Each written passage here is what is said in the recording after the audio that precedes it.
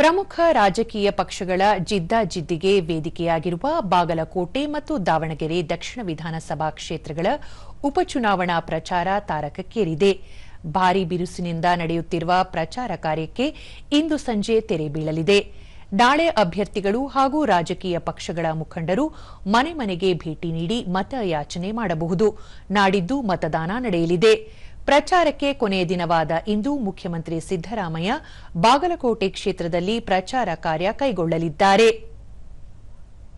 ದಾವಣಗೆರೆ ದಕ್ಷಿಣ ವಿಧಾನಸಭಾ ಕ್ಷೇತ್ರದ ಉಪಚುನಾವಣೆ ಹಿನ್ನೆಲೆಯಲ್ಲಿ ಕರ್ನಾಟಕ ಪ್ರದೇಶ ಕಾಂಗ್ರೆಸ್ ಸಮಿತಿ ವತಿಯಿಂದ ನಿನ್ನೆ ಹಮ್ಮಿಕೊಂಡಿದ್ದ ಚುನಾವಣಾ ಪ್ರಚಾರ ಸಭೆಯನ್ನು ಮುಖ್ಯಮಂತ್ರಿ ಸಿದ್ದರಾಮಯ್ಯ ಡೊಳ್ಳು ಬಾರಿಸುವ ಮೂಲಕ ಉದ್ಘಾಟಿಸಿದರು.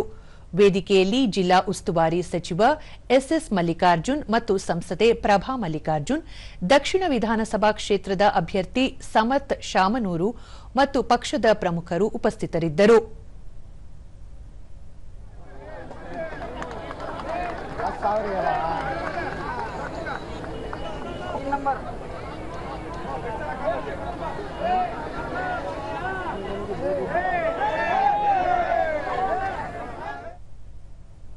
ಬಳಿಕ ಸಿದ್ದರಾಮಯ್ಯ, ರಾಜ್ಯದಲ್ಲಿ ನಮ್ಮ ಸರ್ಕಾರ ಅಧಿಕಾರಕ್ಕೆ ಬಂದ ನಂತರ ಜನರಿಗೆ ಹಲವಾರು ಉಪಯುಕ್ತ ಕಾರ್ಯಕ್ರಮಗಳನ್ನು ಜಾರಿ ಮಾಡಿದೆ. ರಾಜ್ಯದ ಜನರಿಗೆ ಪಂಚ ಖಾತರಿಗಳನ್ನು ನೀಡಲಾಗುತ್ತಿದೆ. ರಾಜ್ಯಾದ್ಯಂತ ಹಲವು ಅಭಿವೃದ್ಧಿ ಕಾರ್ಯಗಳು ನಡೆಯುತ್ತಿದೆ.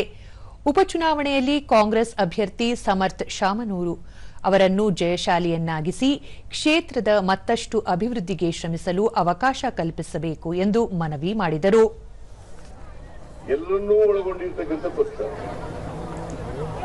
ಹಿಂದುಳಿದವರು, ದಲಿತರು, ಅಲ್ಪಸಂಖ್ಯಾತರು, ಬಡವರು, ಮಹಿಳೆಯರು, ರೈತರು, ಕಾರ್ಮಿಕರು